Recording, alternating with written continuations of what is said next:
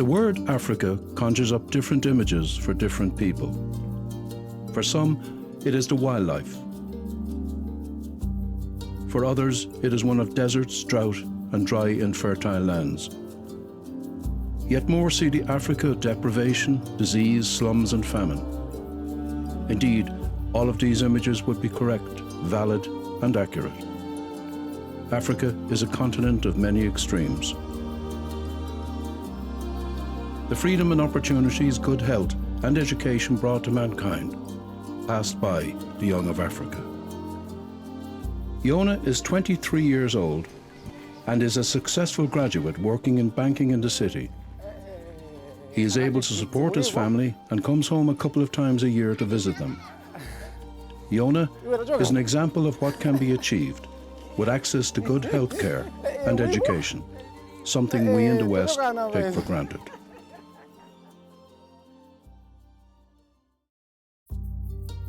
Malawi is a small, narrow country with a population of 14 million people, wedged between Zambia, Tanzania, and Mozambique, and bordered on its eastern flank by Lake Malawi, one of the largest lakes in Africa.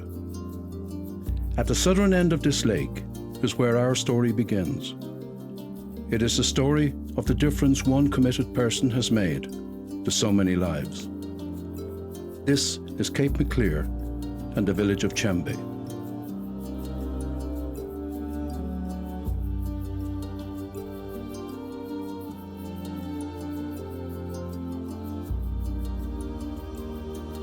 In February 2000, Billy Riordan, a teacher from Dingle, County Kerry, travelled to Cape Maclear and brought with her a hand-sculpted memorial stone to place at the lake shore in memory of her son Billy, who drowned in Lake Malawi in 1999. Mag spent 3 months in Malawi and got to know the village people. She returned to the village on 5 separate occasions over 2.5 years and spent some time teaching in the local primary school. Mags needed to identify a project to undertake in memory of Billy. An outbreak of cholera and continual deaths from malaria and simple childhood diseases made her realize a clinic was not just necessary, but essential. For these people, medical treatment was almost non-existent. There was no medical centre, no doctor or nurse available. The nearest hospital was a difficult 2-hour journey away. In the hospital there was one doctor for 800,000 people. It was imperative that a medical facility be provided in the local area. Having observed the situation over a number of months, Mags returned home and began fundraising. This was a very ambitious project, but with the generosity and support of many people, the clinic is today a reality for the people of Cape Maclear. It was not long before the need for the clinic became apparent by the crowd that arrived each morning to avail of its service. Men, women, and children, for who without the clinic would not receive any medical attention. But as it was, the clinic could only treat people on an outpatient basis. Patients who needed admission to hospital had to make a long, arduous journey. An inpatient facility was essential to complete the medical services. Once again, Mags began fundraising, and with the generosity and support of many people, the second building was completed, equipped, and opened as a 12-bed inpatient treatment facility. Today, this clinic is a medical lifeline for this isolated community. It serves a population of 14,000 people.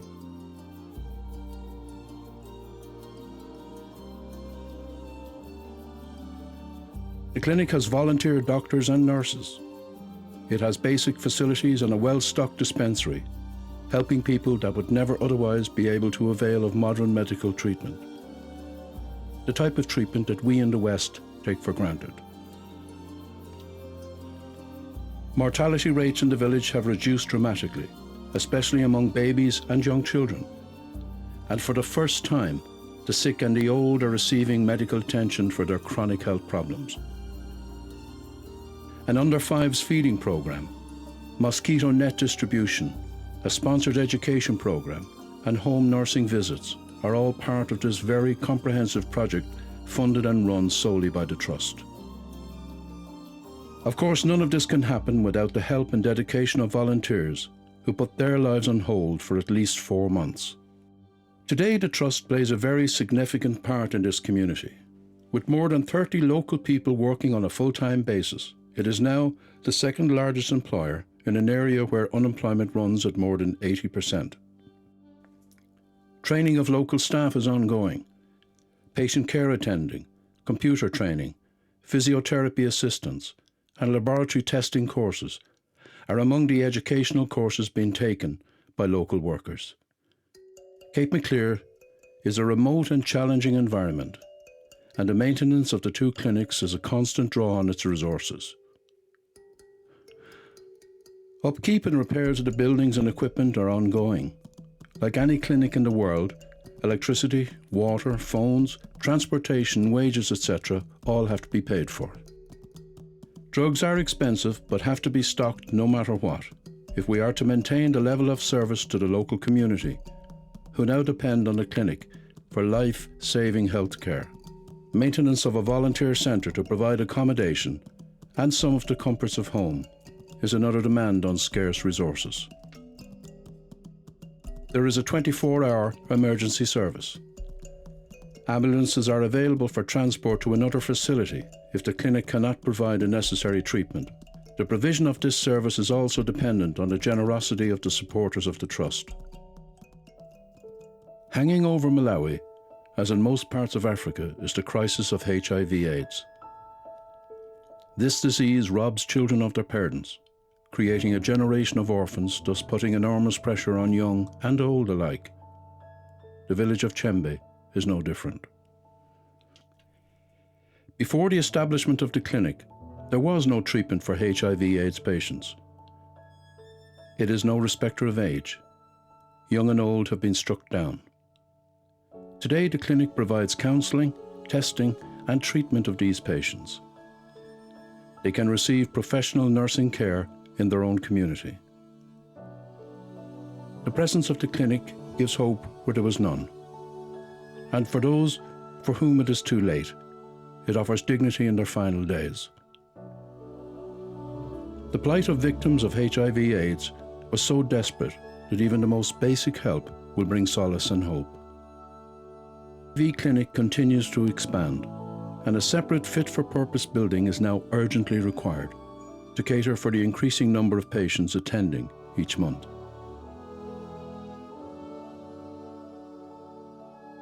The Trust provides educational opportunities and support. It is the objective of the Trust to provide relief of suffering and deprivation in this community.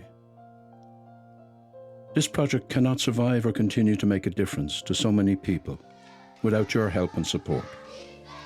The Trust recognises the urgent need for an additional primary school in the area. Currently, the situation in this village is that there's one primary school.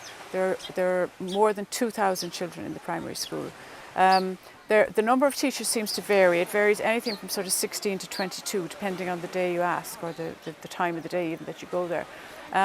So that's the first thing. And then the second thing is that during the rain season, a lot of the children don't even go to the school because they have a long way to walk. They have to walk from the western end of the village to the eastern end, which can take a little one, maybe an hour and a half, and in the rain season they just don't bother to do it because it's just too difficult for them. So I envisage putting a primary school at the other end of the village, at the extreme opposite end of the village, and having the catchment area in that place, and you would alleviate the pressure on the already existing primary school, and basically give everybody a better basic primary education.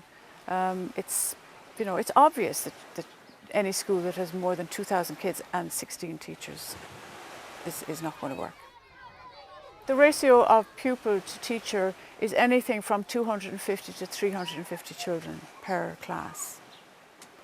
So you've got one teacher. Sometimes she may have a volunteer teacher with her, but you're still dealing with 250 to 350 children.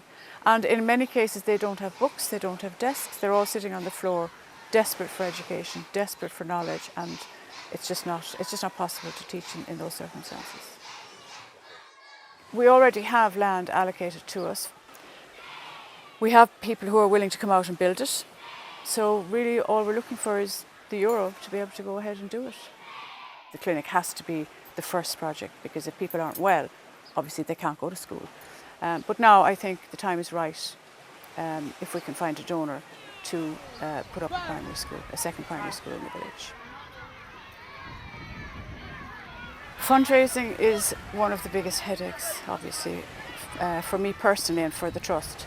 Because we're such a small organisation, we're 100% dependent on donations from individuals. We don't receive any donor funding from any of the big organisations. And you know, you wake up on the 1st of January every year and you wonder, am I going to have enough money to keep going this year?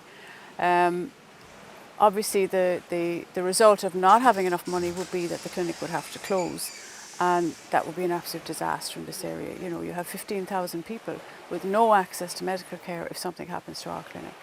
And you know, people have become used to having the clinic there, and they all acknowledge that it has made a huge difference in the area, and they tremble at the thought of it having to close. If we could be guaranteed even a certain amount of money every year, if we could sort of say, okay, come the 1st of January we'll get X number of euro in, at least that much could be taken care of. But when you're starting from a baseline of nothing every year, it's really difficult. Every euro counts for us. So even if people only think they can only afford €5 a month, which is like just over €1 a week, you know, if we have enough people who are prepared to do that, we can keep going. Because in terms of development and in terms of medical facilities, we come very cheap. We come very cheap. I mean, €150,000 a year would give us very comfortable breathing space with what we're doing. And that's not a whole lot of money in the big picture. It's a huge amount when you're starting on 1st of January every year trying to find it, but in the big picture, it's nothing. 150,000 is nothing. And so if we had that in place every year, we could say, okay, the clinic is secured, we can do this. We're very grateful to people who have supported us up to now. And being a very small organisation, I think, is advantageous in that people can actually see precisely where their money is going. We've had quite a number of people who have donated to us have actually come out and seen the project, and as you can see from the DVD, we have achieved a lot over the last number of years. So in terms of getting value for your money as a donor, I think we are the people to donate the money to. Please help us give the children of Malawi at least some of the opportunities that we have been fortunate to receive, by providing basic primary health care and education, to give them the chance to become teachers so they can nurture minds, doctors so they can heal, engineers so they can build, and scientists so they can discover. Please, help us, help them to help themselves.